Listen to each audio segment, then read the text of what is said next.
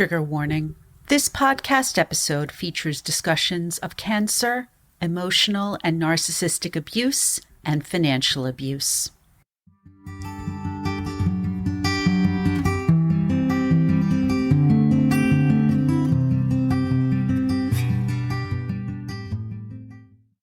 Hello, everyone, and welcome back to Emotional Abuse is Real. I'm your host, Sarene Leeds, and I'm so glad you're here. A very happy new year to all of you listening. I hope you had a lovely holiday season, no matter how you celebrated, and that you're looking forward to what's in store for 2024. I'm sure many of you are already working hard toward your New Year's resolutions and goals, and I'm no different. My New Year's goal, at least for this podcast, is to welcome more emotional and narcissistic abuse survivors into this safe space and to continue raising awareness about this insidious type of abuse. While it was necessary to put the podcast on hiatus for December, I'm thrilled to announce that I once again have a full slate of episodes coming at you in January and beyond.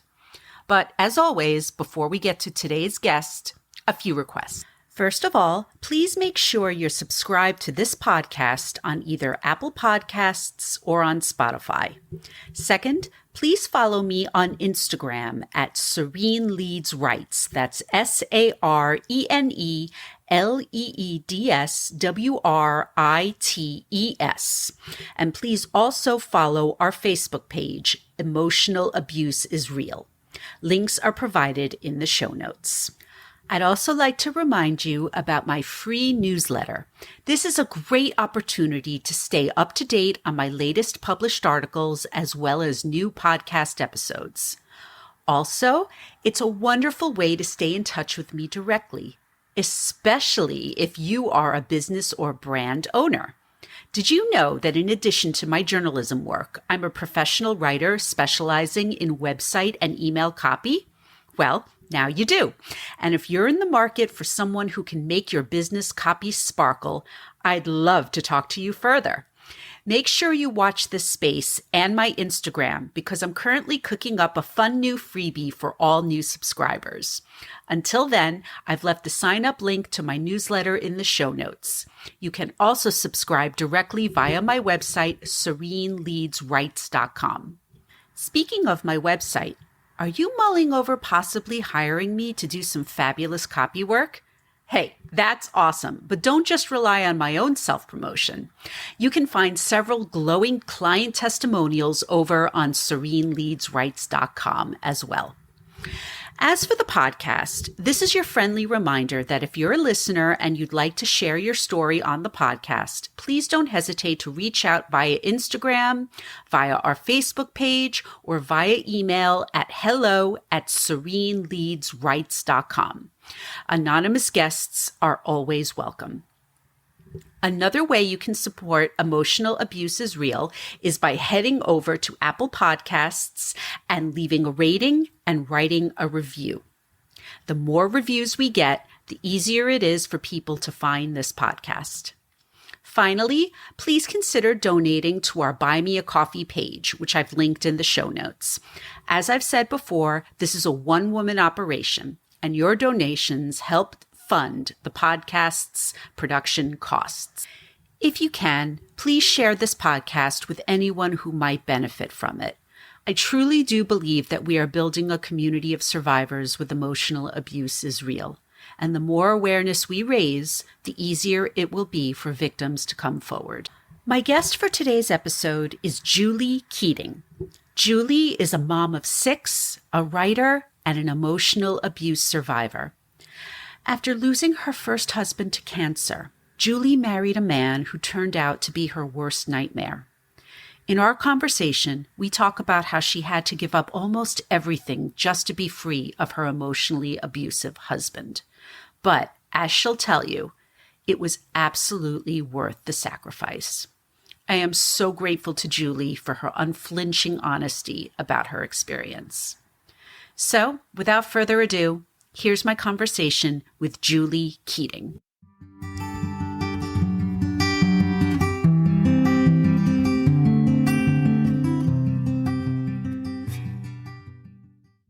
Hi, my name is Julie Keating, and I'm a marketing professional, but most importantly, I'm the mom of 6, and I live in South Carolina, and it's been a long ride. Um, so that's a little bit about me. I'm a writer by trade, so I'm releasing a book next month, and I have another one in the works. Oh, that's wonderful. Well, we're definitely going to get into that as we talk. So, I'm so glad that you're here. And please, I know you told me a little bit when we first connected about your emotional abuse story, but the floor is yours. Please tell our listeners your emotional abuse story. Okay. Yeah. I was married about 20 years ago, 25 years ago. I had 4 small children, married my high school sweetheart. We knew each other since 2nd grade, first kiss. And unfortunately, when my youngest of 4, now I have 6, was about 6 months, I took him into the doctors, and he was diagnosed with stage 4 pancreatic cancer. Oh my God. Okay. So, yeah, they told Yeah. me he's got 2 weeks to live. Take him Wow. home and let him say goodbye. Okay. He fought it for another 16 months, which was both a blessing and obviously a curse. It Sure. was long, drawn out, very emotional time Yeah. for all of us. And I Course. also have a special needs daughter who went through surgeries before that. Okay. So the reason I'm setting it up is when I met my second husband, I had just been rebounding from the loss of my first husband. And it just seemed like it was, the right circumstances for the perfect storm. I'd been living in a town where I was living in a fishbowl. Everyone had something to say about my behavior, about what I was doing. And I met this guy who was 10 years younger. He had a very, very cute smile, puppy dog eyes, had those woebegone appearance about him. And I guess after caregiving my husband for as long as I did, Yeah. I almost needed another project. And I looked to him as somebody I could save, and he could possibly save me. And it was very alluring because he didn't want to know anything about me. He didn't want to know my feelings. He didn't really ask me too much. He didn't expect too much from me. He just never got involved. And I was dating other people, and they all wanted to step in and be dad and take care of me. And, I just maybe survivor guilt, just missing Colin. I didn't want anyone to take that spot. So at the time, it seemed like the perfect solution. So I did get together with my second husband. And at that point, as crazy as it sounds, I decided that I wanted to have more children. So we decided to have IVF and with our 5th child. All the way along the road, there were so many red flags and so many things that told my gut, like, what are you doing? I'm a very educated person. I have a master's degree in public health. I have a psychology degree. I fought out of every single trench that you can even imagine between saving Colin and my daughter Tatum. And, I thought, you hear stories about, people allowing their husbands or, their boyfriends to abuse their children, to treat them horribly, and, you hear these stories and you think, shame on her. How could she? She's stupid. She doesn't get it. I would never. I know better. And you don't. I mean, maybe you do, but they don't start out that way. They don't come to you and say, I don't like your kids. I'm going to rip doors off of, I'm going to make their lives a living hell. I'm going to cheat, steal, lie. I'm going to bottom you out. I'm going to tell everybody you're crazy. I'm going to isolate, all the things that they do. It's in stages. Yes. And yeah, I really, being as intrigued as I am about psychology, I am intrigued by the manipulation that these people are able to achieve. And there's part of me that's like, do they know what they're doing? Or do they just find what works and keep going with it? And I'm still on the fence. I don't know. All I know is that at every turn, when you're in a situation like that, you think, you're being crazy. He's not Mhm. gambling money. He's not doing cocaine. And they tell you you're crazy. You're crazy. You're Yes. suspicious. You're guilt. Well, I don't even know what you're talking about. And then they make you react. And when you react, Mhm. he would videotape me and he would Oh, send it to his friends and he'd say, "Look at how crazy she is." He would take my text messages and he would send them to his friends. yeah. And it was such the layers of manipulation, of lies, of Yeah. the way that it really is masterful. And I hate to call it that because it is so toxic. It is. It's insidious. It really is. Insidious. Yeah. Yeah. And your story, I mean, and everybody's stories, because this podcast is to raise awareness of this specific kind of abuse, which still not everyone knows about or believes really exists. Right. So, yeah. Yeah. And it's hard, it's hard because when I look back at it was 10 years of literal hell, Yeah. torture. I still have guilt. He threatened to kill my son. My son never came out of his room for years.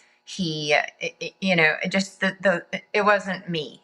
It wasn't Right. just me. And I protected him. And I would tell my kids, he doesn't mean it. He doesn't Mhm. mean it.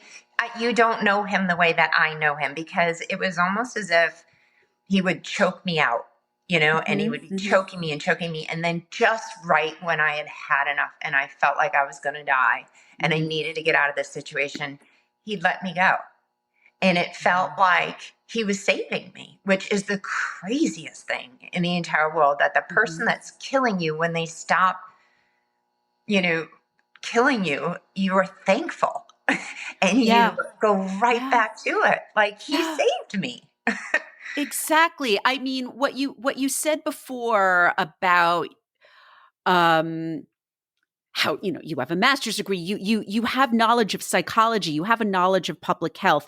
I think that listen, everyone who comes on this podcast, their stories are important, but I think it's so critical that you said those things about yourself, because it's so easy for people to be like, that person was so stupid. Like, I would never, like you said, I would never do that. I would never let something like that happen. But that's Mhm. what's so insidious about this kind of abuse, and why we need to raise this kind of awareness, because it can literally happen to anyone. Anyone. Yeah. And, Anyone. and unfortunately, these type of people prey on someone that is going through a hard time, Yeah. someone that is Vulnerable. trying to put their life back together, someone who is a pleaser, someone Right. who is a nurturing, caring human being. And they present themselves as, so either they're loving you so much. I actually never got love bombed, which is even more crazy because, Yeah. like, I didn't even get the upfront "I love you." Right. Usually I think that the usual way is to "I love you" and love bomb and then pull away. Well, I never even had the love bombing part, and I really do Right. attribute that to just, I had a long 15 years before I met him. Yeah. But I wasn't indigent. I wasn't physically unattractive. I didn't have other men in my life trying to date me. I was not lonely and sad, and I was out in the community. People knew Yeah. me. And, I think that it is a hard stigma because I look at myself and think, how could you be so stupid? Like, I remember hearing stories that when I was talking to people and thinking in the back of my head, are you listening to yourself? Mhm. But you just Mhm. kept, it was almost like I dug such a hole, not only for the exterior appearance of me, which is very important to me, Mhm. but also the interior. I had to protect myself because if I said he was a horrible person, I had to take on the guilt of letting the fox into the henhouse. I Mhm. had to Yeah. accept the fact that I was stupid. So, in these situations, I think you just keep throwing out more, more good for the bad, just because you're Yeah. so invested. You think, I can't get out of this. And then by the time I knew that he really was who he was, I knew he was going to come from my younger children. and I had to protect them. So, Yeah. then there was a custody battle where he actually came after me, telling the court that I was an unfit parent. I was a drug addict. And he had set me up for an entire 2 years. We had separated. He must have gone to the lawyer to find out that he wasn't going to get anything because he had nothing on me. So for 2 years, he set me up. He insisted that I go because I was so afraid to lose him. He had me go seek therapy and admit to counselors that I had anger issues. He had me, I had physical pain to the point where I couldn't even move. I was they called it fibromyalgia. I couldn't breathe. I couldn't move. Every day was torture. So I had to take medication for that. Well, that was the perfect storm because then I was a drug addict. Right. Right. Yeah. They're so crafty. I don't know if you've had a chance to listen to my most recent episode, but I just I dropped about a week ago an interview with two family law attorneys who now specialize in this particular kind of divorce where victims are divorcing narcissistic and emotionally abusive partners, because it's a very real thing. And these people who are trying to separate need experts in this field to help 100%, them. 100%. Yeah. And I live in the state of South Carolina. Right. Now, I'm from Chicago. Mm-hmm. If I were in Chicago, I could have gotten divorced from him in 30 days, been on my way, and the first time we separated, it would have been a clean break probably because he wouldn't have gotten anything. But in the state of South Carolina, you have to have an entire year where you're married to somebody that you cannot have any relations with, but you cannot divorce them and you cannot see anybody or date anybody else. So, and there's no such thing as desertion. So if he never paid a dime for anything. He took all of my money. He took off and was contracting in another state, spending up all of my money and his money. I couldn't do anything. I had to sit for an entire year. And in that year, he didn't pay for anything. He was setting me up. And then when push came to shove, I had purchased our house with my money. He had blown through all of my inheritance, and I'd blown through it because he was not paying anything, and I was supporting 6 kids. And we bought a house that he was supposed to redo, but he decided he got bored. So I'm halfway in with the house that's breaking down, 6,000 square foot old man, like stupid mansion in South Carolina. I had to pay him. He was going to force me to sell my house that I paid for with my inheritance money, that my mother lives in a cottage behind me. So I had to give him half of the money for my house. And I am still paying him off. He's not paying any child support because I said, I won't take any child support and I will pay you back for my house. And that is what I've gotten out of this situation. I am so sorry. And unfortunately, from doing this podcast, I believe it, and it doesn't surprise me in the slightest. Because I learned so much from this episode that I did with the attorneys. In so many cases, in order to truly end things, to break from that abusive partner, you literally do have to give up everything in order to. You have to. You have to gnaw off your leg to save your life. And that's where I was at. And he knew he had me. I mean, his lawyer showed up at court and said that my house was worth a certain amount because she had checked on Zillow. And that is what they were taking as what it was. And all I wanted was to save my kids. I said, I don't care if I live in a trailer. I don't need this house. I don't need any of it, but I do need to keep my children safe. And I had a guardian in my home who my children said, I feel unsafe when I'm with him. He was drinking in the car. I was drinking while driving with them. And they ruled to let him have his visitation. Yeah. I believe it. I am so sorry. And so just for timeline purposes, so when were you officially divorced? How long has it been since everything has at least legally ended? I believe in May of 2023. So it's been over a year. Yeah. It took us about a year and a half. Or May 20. Ironically, I got sued for Okay. what is it called? Adultery. Oh, I got sued for adultery. why? Because you were dating someone? I was dating someone. I didn't talk to him for a year and a half. He just disappeared, did what he wanted to do, was off. He wasn't even living here. He wasn't even living in Right. the state. And I started dating someone. He was having me filed for 9 months because his parents are wealthy, and Hmm. came and sued Yeah. me for adultery. Wow. Yeah. I'm. Yeah. And, again, I'm sure people would say, why would you do that? If you knew a year of, being on I had been on my own for 11 years being with Exactly. him. He told me Yeah. he was moving on. I believed him. And Yep. that's on me. I can't tell you how many times you just want to bang your head against and be like, how could you keep, Yeah.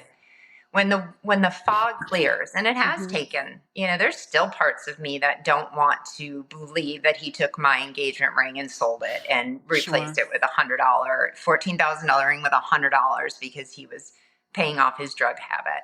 I don't want to believe that he threatened, that he really meant it. He meant Yeah. it when he said, I'm going to kill you and come back for your son. He meant it. It was a Yeah. whisper in my ear. It was not in the heat of a battle. It was, and there's no gun laws in South Carolina, so he can pack heat, do whatever he wants, and I just sit here and hope he doesn't come back for me Yeah. at some point. I I just want to commend you for your bravery, for doing what you did, for telling your story now, because one of the many reasons why I started this podcast is because I know a lot of women out there who are not doing anything, and they are in extremely similar situations to what you just described. And they're just, it from where we sit, yes, of course, it looks like they're just sitting there and taking it. And I Yeah. know that that's not the case. No, And there's all sorts of, and of I course, do live in a very, if you go 2 blocks from my house, I live in a very poor neighborhood. And I okay. often say, I'm well educated. I have a job. I can take care of my kids if I really need to. But how many women are sitting in this neighborhood being abused? Yeah. They're not even able to pay their rent. They can't leave. They can't do anything. If the Hmm. guy isn't paying, they can't even divorce them. They're Yep. just sitting there as sitting ducks. I mean, look Hmm. at what happened to me. I am an Hmm. intelligent, educated self, and my heart breaks. And I am very passionate about getting involved with South Carolina laws because I'm tired of this going on. Women, Yes. they always say, "Oh, South Carolina's for the women." Well, it's not. And it's not a women issue. I know many men who have been in the Yeah. same situation. Narcissists Yes. are narcissists regardless of gender. But I Absolutely. do know that the cards are stacked against women because they are usually left with the children, period. Yes. Yes. So I'm glad you brought that up because I did want to ask you. So, what are you doing to help change the laws in South Carolina? Um, well, I'm working on several things right now. I have a Hmm. daughter who like I said, has special needs. So Yeah. she is, we're selling her art on a website, and I've started a fund called Hope for Tate charity. That's Um, wonderful. the charity proceeds are going to go to victims of domestic abuse, Hmm. and I'm trying it at a local level.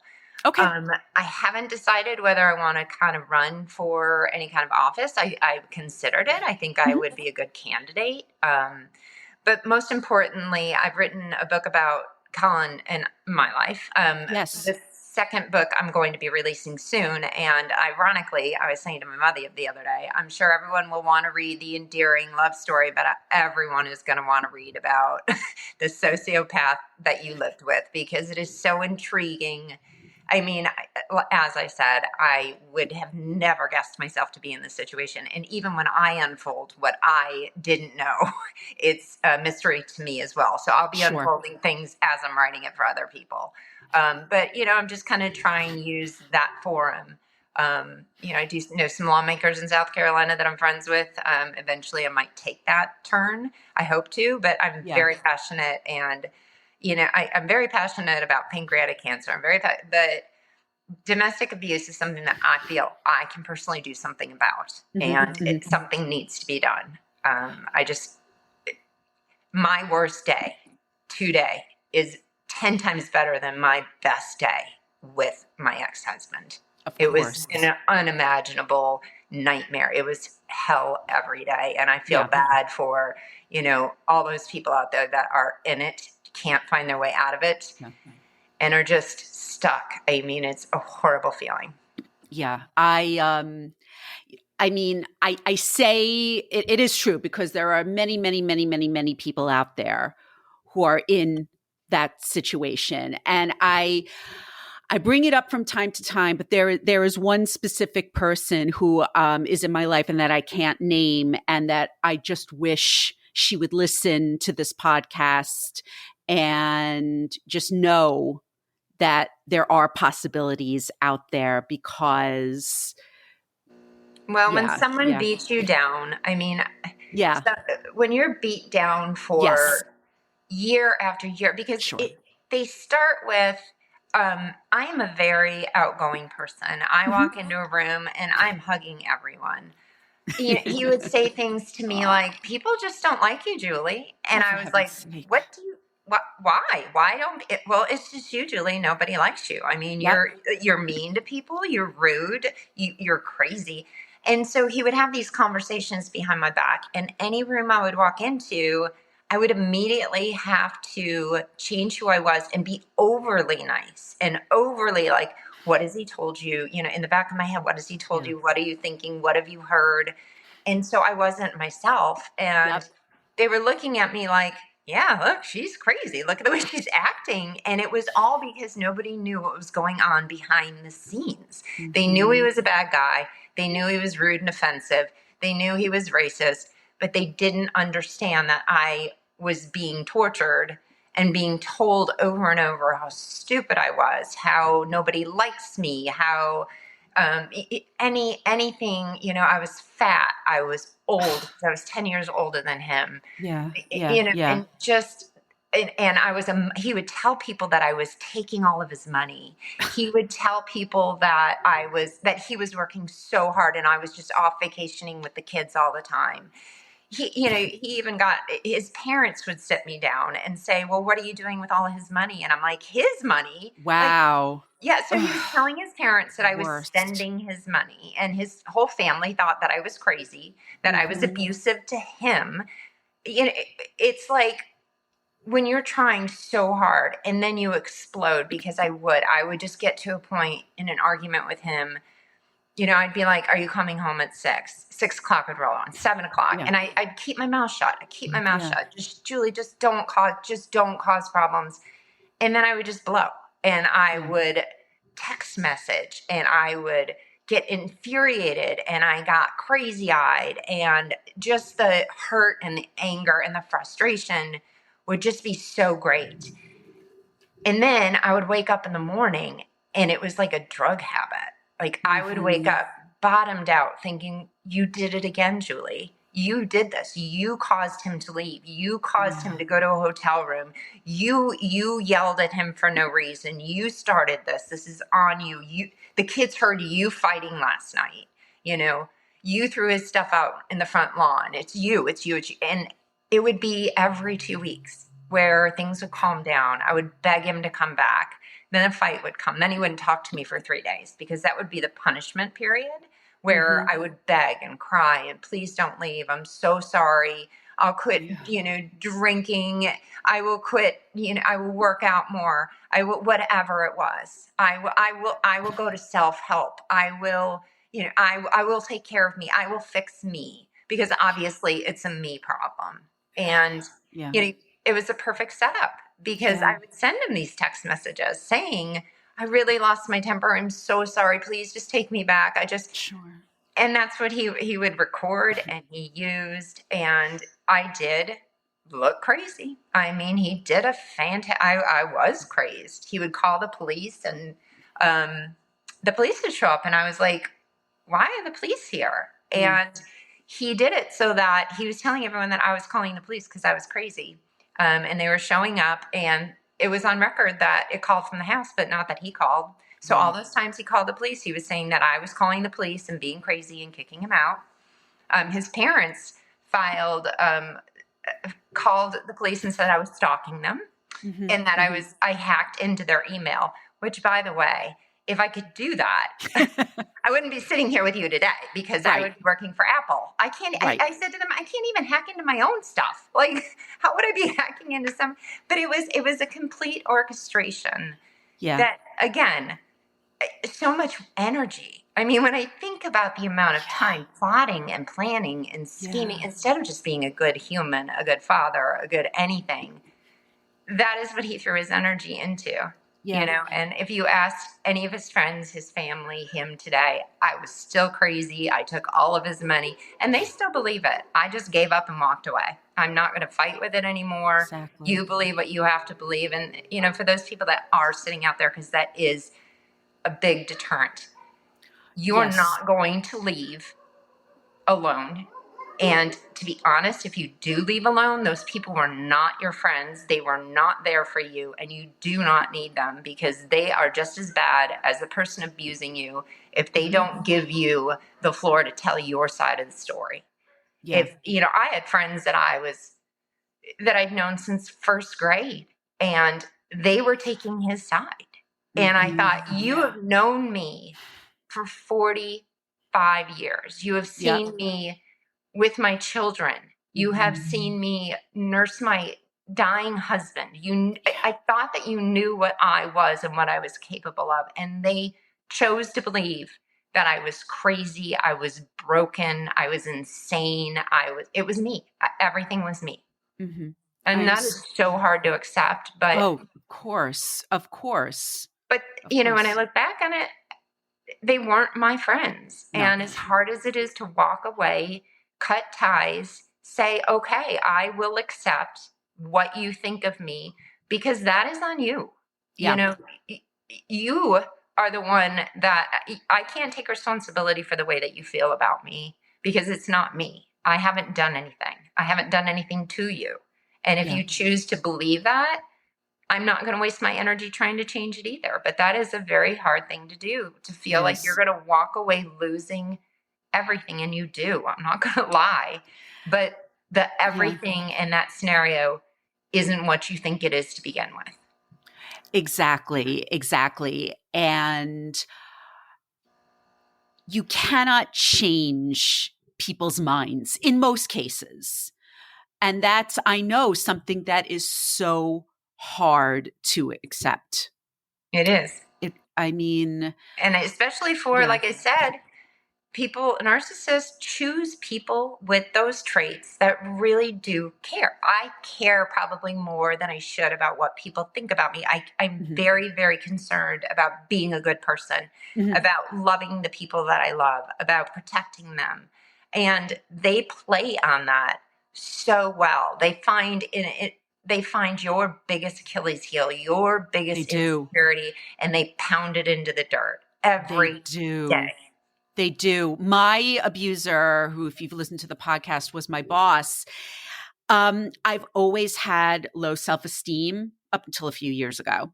And he loved to tell me that I was cocky. Yeah. And I'm like, what? And he would write that in my performance reviews. Yeah. So, and it's first of all, it's the exact opposite of what you are. Secondly, it's the exact thing you don't want to be. And you try so hard not to be. Exactly. He was just intimidated that I was confident. He knew I was good at my job and that people liked me. And it threatened him. Yeah, it did threaten him. Oh, yeah. Absolutely. So what I wanted to ask you was, because you mentioned how you had to go to therapy during the divorce process to show, to take anger management. Did you afterward or at any time go and seek out your own therapy? Okay, so after I lost my first husband, I will say that I had a lot of PTSD. So I think I had 2 more babies. Things were just crazy. And then my daughter, who's 13, got cancer again. So, everything was up in arms. Yeah. So I was really just bouncing. So I did see a couple therapists during that point, which obviously they also didn't know what the backstory was. But we ended up moving. So I left those counselors in my past. And when we first separated, this is embarrassing to tell.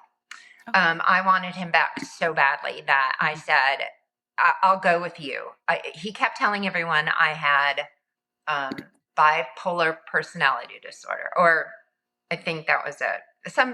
He always had some personality disorder I had. Oh, and is he a mental health professional that he Oh could no, make but that? here's what he used to tell me. He would say, I would say, maybe I'll just go get an evaluation. He would say, you are so smart that you could just manipulate them. You were just going to lie to them and fool them. And I was like, yep, that's what I'm going to do. Oh, wow. So I decided that I wanted to go with him to the leading specialist on bipolar personality, or borderline personality disorder. That's what it was. Okay. There's a study going on in Duke Mhm. University. Mhm.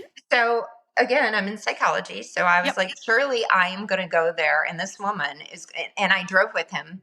I was scared of him, but I did it anyway because I was so desperate to have him come back. We drive 4 hours away. We go in this office, and they said, he wanted to come with me. And I thought, well, I have nothing to hide. So, yes, he can come in. And they were like, really? I don't know that you should do that. And I was like, I have nothing to hide. I'm just going to tell the truth, and it will be what it is. And so we were sitting in the room, and it wasn't even a doctor. It was a nurse practitioner. Mhm. And she started saying things like, well, I mean, looking back on it, I don't know how on earth she didn't see the signs. Hmm. I'm 5'8". I was 109 pounds. Mhm. I was shaky. Yeah. Yeah. I was beyond emotionally distraught. Yeah. Just Yeah. so I'm sitting in this little room, and she starts talking to me, and he starts saying, well, she has anger problems. She ADHD. And she would look at me and she'd say, is that true? Is that what you do? And I was like, well, yeah, and she would cut me off. And she, whatever it was, he kept pointing out things. And I wanted so badly to just scream to this Mhm. health in this room. He's lying. This isn't true. But Yeah. I was so afraid Yeah. of him. I was afraid to drive home with him. And crazy enough, I was afraid for him to leave me, that Mhm. I just sat there crying silently while she was telling me that I needed to get my anger under control, that, I should really seek, somebody to talk to talk about my anger issues. Mhm. Never seeing that this man forced his way into counseling with me. I Right. wait. She never looked at me and said, "Can you step out for a second? I just want to ask her a question." Never even Yeah. had the thought of saying, "Are you okay? Are She didn't you e okay?" she didn't even notice that you were underweight, that you were severely underweight? No. Mm-mm. Wow. I mean, when I say severely, I mean I was a shell Yeah. walking into that room. I Yeah. couldn't stop crying. I couldn't gather myself together, and look, I just it was Yeah. the dumbest thing I've ever done, and shame on that practitioner. Absolutely. And I can't imagine someone being in that room and not thinking, "What the hell is going on here? This is about more than her anger issues." Like, she Yeah. doesn't even look like she can, run to the mailbox a little less, beat him, or Right. have any emotional tools to come at him. Mhm. Mhm. So we drove Yeah. home, and it was the perfect thing. He had it now on record that I was crazy, that I had anger issues, and he did it to use in court a year Yeah. later. Yeah. And so the minute I knew that that I was done and I was getting out of that relationship, I called the leading specialist in South Carolina, or I think, wherever. And I did a telehealth with her because she was far away, but Mhm. she was Mhm. the leading expert on borderline personality disorder. Okay. She said to me, no, you do not have this. Yeah. You have been abused. You Mhm. are the victim of narcissistic abuse. Mhm. Mhm. You have PTSD complex from all of what he's done to you. Yeah. You do not have a drug problem. You do not have a drinking problem. Yeah. Well, I ended up going back together with him, and had that on file just because I needed that in my arsenal. And I did it. I Sure. didn't do it as much for the court as I needed to know myself. You I needed it mean, for yourself. I needed, Yes. yes, I was like, Yeah. what is wrong with me? Like, Yeah. this is not me. Like, I Right. don't yell at the top of my lungs. I don't No. kick people out. I don't get in fights with my oldest son. This is not me. What has Mhm. Mhm. happened here? Am I broken? Do I have a personality disorder? Am I an alcoholic? Do I take too many drugs? I needed to know for me. Yeah. So I got that, put it away, and then I did seek. I have a regular counselor around here. Both of them, when he came after me, said she is the victim of a narcissistic alcoholic, possibly, most definitely, a sociopathic personality. Yeah. But it didn't matter. I mean, the courts didn't care. They didn't, Right. and I had to sign away every single thing in my life. I had to show what medications I've been on. I had to show my counseling notes. I had to show my physician records. Well, of course, he didn't have any because he wouldn't even think to go see a counselor. So it was Right. bad that I was seeking help. That made me look bad. Yeah. But somebody who's abusing me, who, we tried couples therapy, and he would sit there and say, I don't need this bullshit, and walk out and just leave me in this room by myself, because I was always trying to fix it. Always trying to fix it. Whenever I think about the court system, which I'm just learning about very slowly in these situations, I wish that there could be some reforms where, if it's on record that the victim is seeking help, whether it's therapy, medications, that's not used against them. I mean, I know that there is a lot of reform. There are a lot of reforms that need to happen in these cases, because the court is not on the victim's side. And again, I bring up the attorneys that I interviewed because they're my only example on the podcast of this, but they did not hesitate to say that the courts do not serve the victims, and that's why that's why they're doing what they're doing. And what happened to my children is more of a travesty, because they are still vulnerable. They, he's been messing with their heads for 2 years, and there is nothing I can do to stop it. I was held to go to counseling. I was held to make sure every time they're absent, I have to take them to the doctor. I am paying for their braces. I am paying for their private school. I'm working 3 jobs. I am taking care of them. I am there. He hasn't seen them in years, but yet I am being held to make sure that I have everything documented, that I get them to school. Because he was saying I don't care about their education, which ironically, I pay for their private school. Education is very important to me. But he was like, she can't get them to school because she is, drinking. And no, the school didn't even know what he looked like. Yeah. My kids went to school at this private school for 8 years. They couldn't even tell you what he looked like. He had never gone to one Christmas concert, even when we were together. He never went to he never went to a birthday party. He never went to, he wasn't around on Christmas. But yet I was the one on paper. They were coming and they were investigating me and my home. Not him, not what he's done, not anything that they didn't even look into him. They didn't care about. And the Guardian kept pulling in more people on his side to testify. And I asked if my mother could talk to them. And my mother lives in the cottage behind my house. And she said, oh no, we're just doing immediate family. What? But she was calling in my brother-in-law, who I hadn't seen in 8 years, to testify that I was angry, which I can't get into that, but there was a reason why. Okay. Yeah. I know you said that he hasn't seen the kids in years, but is there any involvement still of him in their lives? I'm trying for there not to be. He gave up. He basically said, I accept that my older daughter doesn't want to see me, but if my younger daughter still does, then I will see her. So he had a couple visitations where he messed around. He wouldn't tell us when he was coming. He wouldn't tell me when he was picking them up. He was supposed to have her from Friday at 6 to Sunday at 6, but he was supposed to attend counseling. Didn't do any of that. Wouldn't do any of that. Wouldn't call me. Wouldn't contact me. Showed up at their school, causing all sorts of problems, trying to get more records a couple weeks ago to say that, again, I wasn't getting them to school, that they weren't, performing well. So I finally called to get a protective order, because I don't know where he is. I don't know what he's up to. As a parent, Yeah. I am not even given the courtesy of knowing where. I don't have his address. I don't Yeah. have to know where he lives. I Right. don't get to know when he's in town and lurking.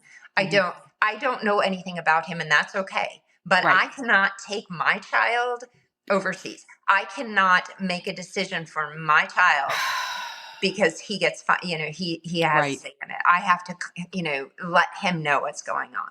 Yeah. And that is how the courts handle all of this, is that they are not, it's not about me. I don't Right. care about him anymore. I Right. don't think about him anymore. I wish him well. I don't care. This is about my children. Of And course. a guardian is supposed to be hired to represent your children. So when my children are telling this guardian, I feel unsafe with Yeah. my dad. When my older son is saying, I slept with a knife under my bed for 6 years because of my stepdad. Yeah. When I Yeah. say my oldest son first had cocaine fed to him by my ex-husband, Oh my God. that didn't have any weight in court. Nobody cared. Nobody cared. Anything I said, nobody cared. And the entire report, I will tell you, she came into my home, and it was a day off from school. It was right after COVID. And the kids didn't have school that day. And I worked 2 jobs. So I was on the computer all day, she came about 3:00.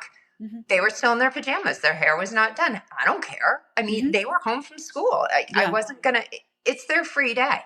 Right. In her report, she reported that the kids had been on their iPads all day without my supervision, that they had not even had their hair brushed. This was her report. They had not even had their hair brushed. That is what she had to say about me. After everything else about, everything, death threats. She's worried that my children's hair is not brushed. That is what's in the report. And my lawyer said, well, she has to come up with something. And I said, no, But she doesn't. This is why I am letting you please just talk and tell these stories, because this is what people need to hear. This is what people need to hear, that it's not just like, oh, I'm realizing that this guy is terrible and he's abusive and, the relationship's over. It's never that simple. And I don't know that there's a full understanding of that. Yeah. With, and people with do, people. and I had to examine myself. Sure. Why did you do this? Why? If anyone's going to hold me accountable, it is me. Yeah. And I'll be honest, you don't know why you're doing it. You just do. I spent 10 years reacting. I hadn't made a decision in 10 years where I sat down and I thought about what I was doing, what was best for anyone. It was fire drill every day. Every day I was reacting. I never had a conscious thought. But when I sat back, and again, there is a fog, and when all this, you just sit back like, what on earth it's not even your life. It's like you're sitting over it going, who is this person? Why would she do this? This doesn't make any sense. She knew better. I think at a certain point when I knew it was over, he never wanted to have anything to do with our children when he was with me. Never even looked their way, never took them anywhere, never talked to them. I was able to buffer my children by taking the abuse and just rolling with it and dancing for both of them, because I knew in my heart, if I were to try and leave, the girls were too young and he would use them as pawns, and there would be nothing, because if they can't even speak for themselves, and I had to hand those girls over to him, everybody said to me, he didn't want to see them. He wasn't going to take them. That's not true, because narcissists will do anything to torture the people that they want to. So And even to if be he in didn't control. love them, even if he didn't love them, even if he didn't want time with them, he would take them just to hurt me. He would do things because his hatred for me was far greater than any other feeling he had for anything else. So yes, he would come and find them. And my lawyer kept saying, I don't understand why you keep fighting this. He doesn't have any money. I don't understand why you keep fighting this. He doesn't want custody. what is your end goal here? You're not going to be able to terminate his rights. He hasn't, that's going to take. So I just settled and I gave him joint custody just to get him out of my life. And I really Yeah. thought, I knew he was going to stick around, but everyone else was like, oh, he's going to disappear. You'll never see him again. You won't have to worry about it. That's how the courts handle it. Why Right. are you fighting? Why are you Right. fighting? Well, all the lawyers are taking their money, and doing what they want to do. They rarely call you back. If you send them an email, they charge you $25 to answer it. I was Yep. $20,000 in fighting against somebody who was never in their life, who wanted to have any kind of say in their lives. And I was losing after raising all of I was losing. I was the victim. I mean, I was the bad guy. I was being looked at. I'm so grateful that you're helping to send this message to victims and survivors out there, because I know it doesn't sound like what you have to do is an ideal situation, but I want to give you the opportunity to say, okay, yes, you gave him everything, but what has been, if you can even see a positive outcome of making that decision? Oh, there is not any negative that I can see in it. See, Do I? Yeah. exactly. I mean, do I care that I am paying him off from my house? Yeah. Sure. Once in a while, I get a little pissed, Do I? There is not a single cell in my body that doesn't not only wake up I can't tell you the peace I wake up every morning not in tears. I wake up every morning not bottomed out and drained and feeling like I can't do it one more day. I was in so much pain. I couldn't run I used to be a marathon runner, and it got to the point where I couldn't make it 2 miles. I felt like someone was standing on my chest all day long. I was wondering what he was doing, where he was at. That was all consuming. So, yes, you do have to give stuff up. Yes, you do have to give people up. Yes, you do have to be okay in letting people think what they want to think.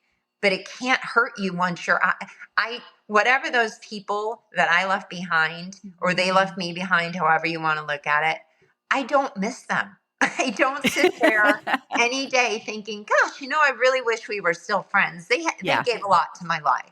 Yeah. I cannot, and I understand the fear, because that old saying about the devil, and it's true. It is predictable to be abused. It is predictable to know the cycle. It is predictable to know that I'm going to wake up bottomed out tomorrow. I'm going to wait 3 days of crying and begging, and then I'm going to be okay for 3 days. That's predictable. Yeah. Ripping off that bandage and just standing there and waiting to see what is going to happen.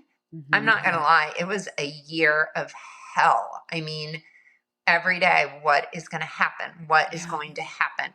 Yeah.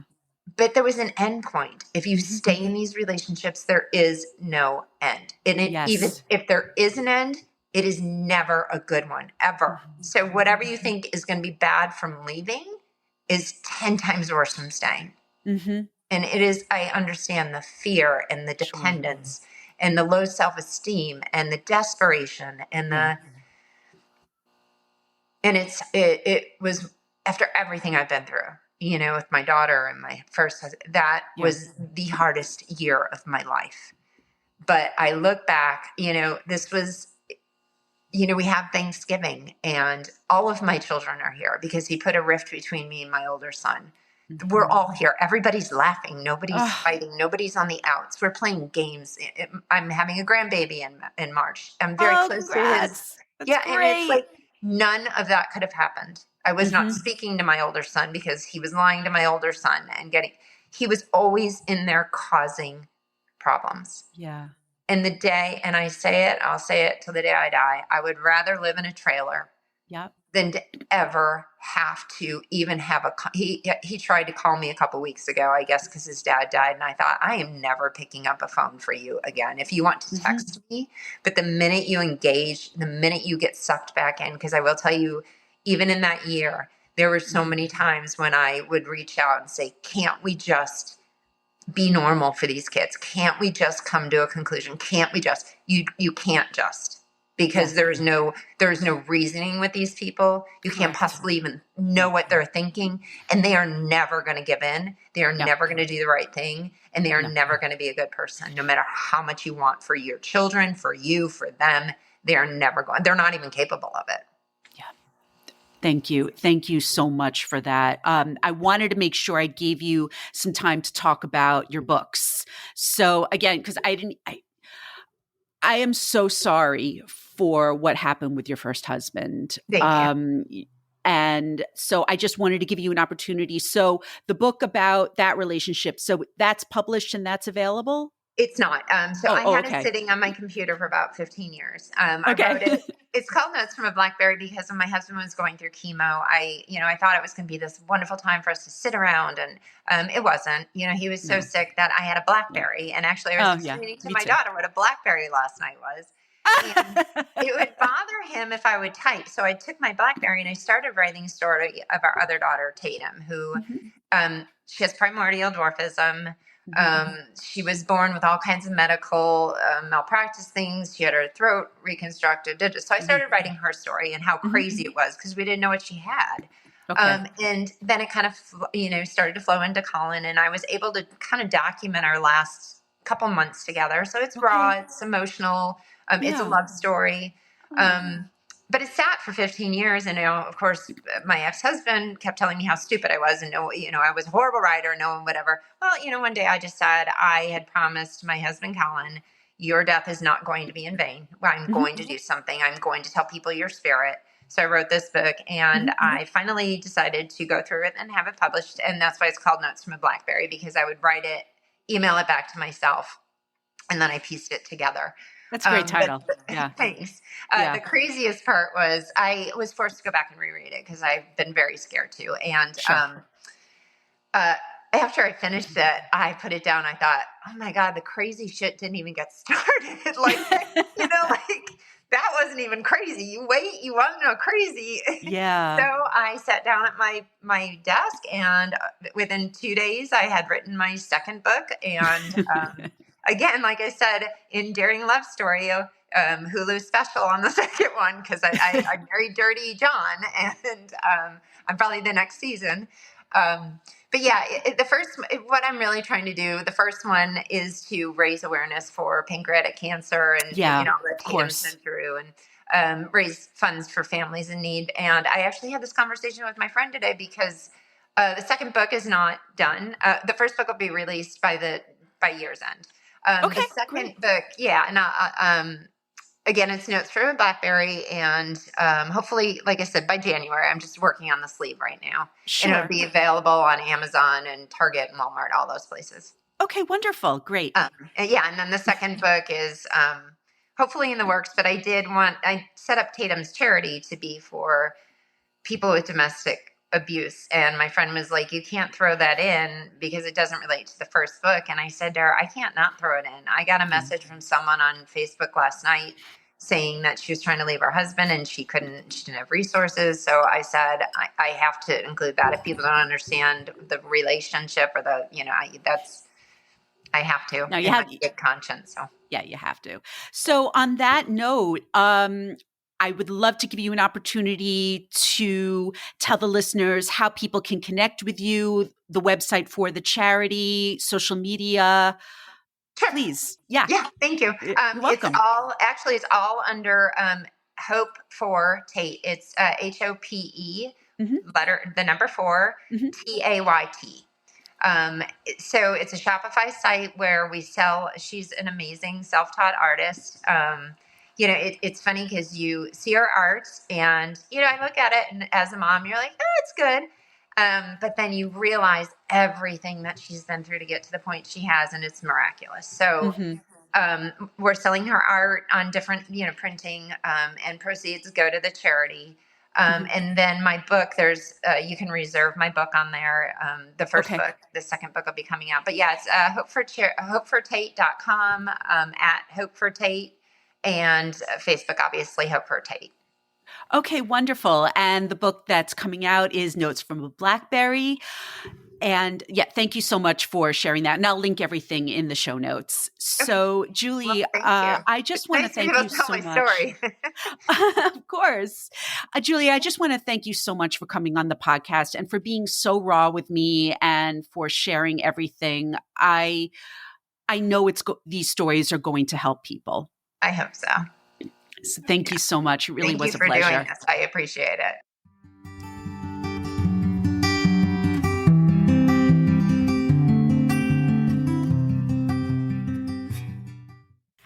Thank you for listening to my conversation with Julie Keating on Emotional Abuse is Real. If you would like to connect with Julie, I've left links to her website and Facebook page in the show notes. If you would like to share your own emotional abuse story here on the podcast, please don't hesitate to reach out at hello@sareneleadsrights.com. That's hello@sareneleedswrights.com. You can also reach out via our Facebook page, Emotional Abuse is Real, or through Instagram at Sarene Leads Rights.